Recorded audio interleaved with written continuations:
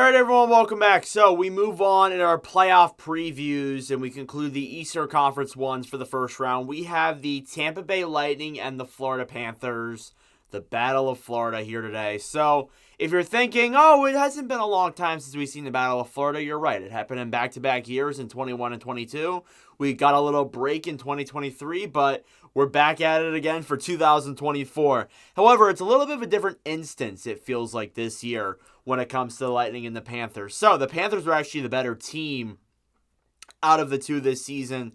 The Panthers being 52, 24, and 6 for 109 points. They are fifth in the NHL. They are 26, 13, and 2 at home, and they're 26, 11, and 4 on the road. So again, Florida, I think I doubted them again this year. I said they were going to miss the playoffs.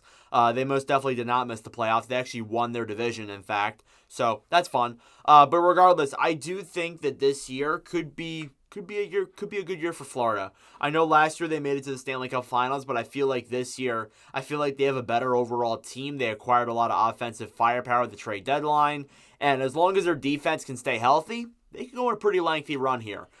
They have scored 268 goals, have let in 200 for a 68 goal differential, which overall is very good. They have a 24 power play percentage, which is ranked 4th, and an 82.5 penalty kill percentage, which is ranked 6th. So they got good special teams, a great differential, arguably the second best goalie tandem in the league. You could argue even the best. But you're looking at Tampa, and Tampa has something Florida doesn't have. Stanley Cups. So yeah, the Lightning are currently 45, 29, and 8 for 98 points. They are 13th in the NHL overall. They're 25, 11, and 5 at home, and they're 20, 18, and 3 on the road.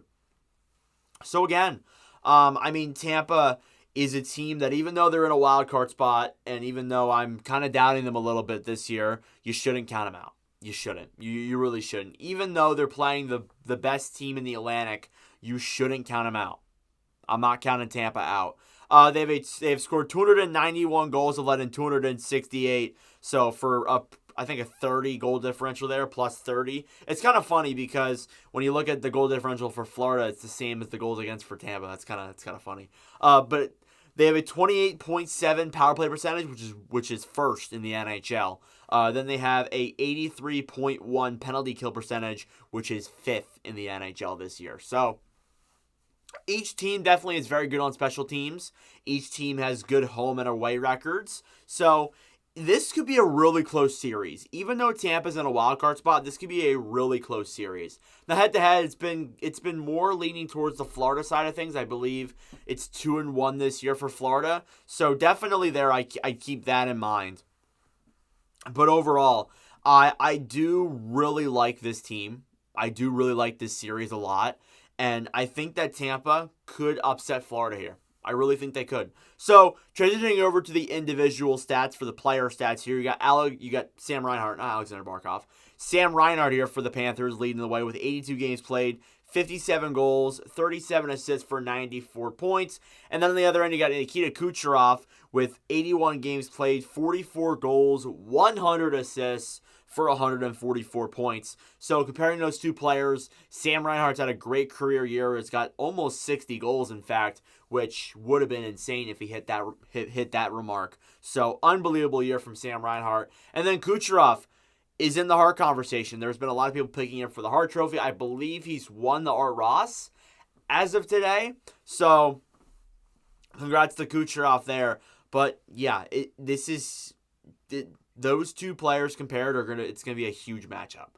When you look at the other end, Tkachuk, second in scoring for the Panthers, 80 games played, 26 goals, 62 assists for 88 points. Then you have Braden Point for Tampa with 81 games played, 46 goals, 44 assists for 90 points. Again, Tkachuk is a guy who hasn't scored a whole lot this year. He hasn't been getting as many goals as we've seen in previous years from Matthew Tkachuk. So that's why I kind of think that there's a chance here that he could score a lot in the playoffs. I think it's a very possibility. He's gotten the opportunities for sure, but has never been able to really capitalize on them in the regular season. We will see if he's able to do that come playoff time. We shall see. Then you got on third in scoring, you got Alexander Barkov for Florida. 73 games played, 23 goals, 57 assists for 80 points.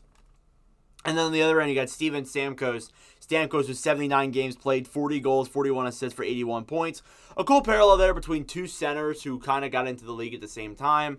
Barkov a little bit later than Stamkos, but still, Barkov a Selke candidate this year. A guy who's definitely fighting for that for sure. And then Stamkos, a guy who's actually on an expiring contract with the Lightning this season. So we'll see if Stamkos will stay, but it's very possible that maybe if the Lightning don't go far in the playoffs this year, Stamkos might opt to go another way. We shall see.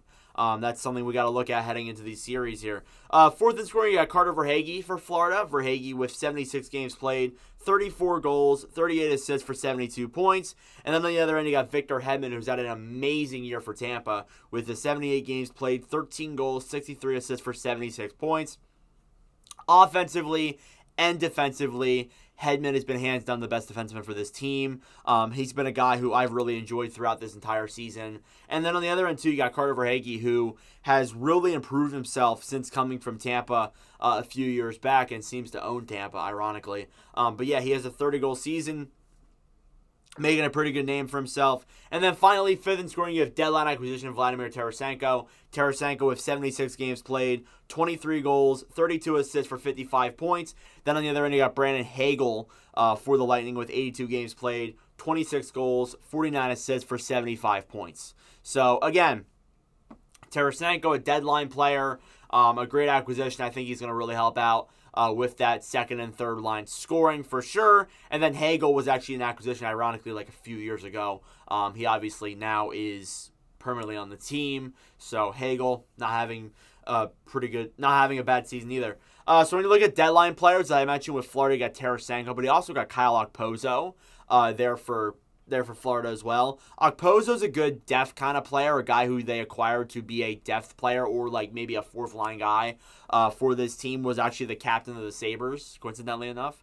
Then you look at the other end, you got Duclair for the Lightning, who just missed out on the top 5 in scoring, is a guy who I really have enjoyed in Tampa. He seems to have clicked in Tampa too, so I hope he keeps doing so. And then Matt Dumba too, who has been mentioned as not a great defenseman.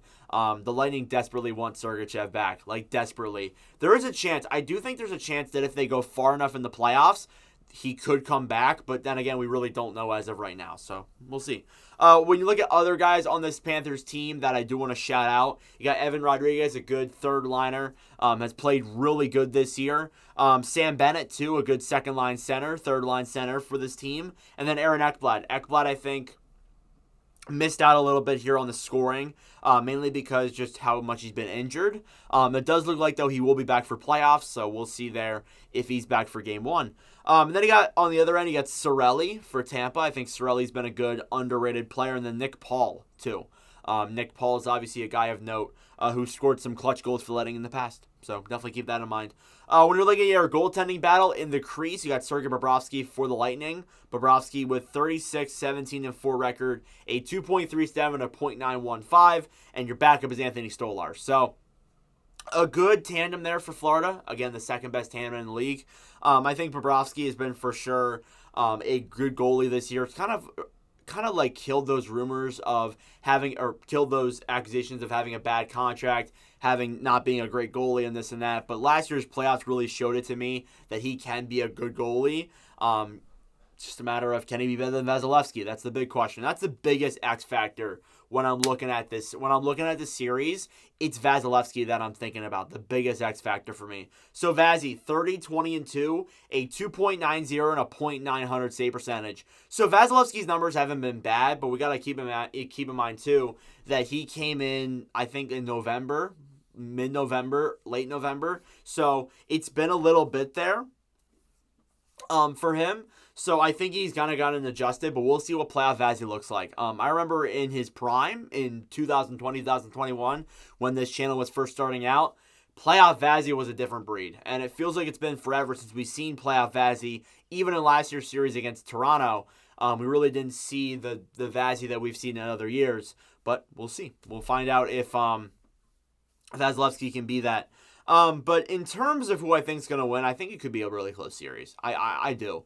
I think that even though Tampa's in that wild card spot and a lot of people might overlook them, I really do think Tampa can win this series. But on the other end, too, I think Florida could win as well. It depends. I honestly don't know. This is a series that, like Boston and Toronto, I'm split on. I think either team could win it. Either team has a good chance at winning it.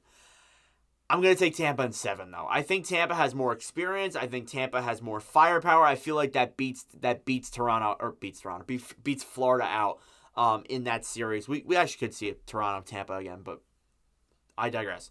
So yeah, we'll see there what happens, but I'm going to take Tampa in 7. Let me know your predictions in the comment section down below. I know a lot of people have had other ones, and again, this series has always been a great physical. There's going to be a lot of hits in this series, a lot of fights between Nick Cousins and other guys. So definitely look forward to that. But regardless, let me know your thoughts in the comment section down below.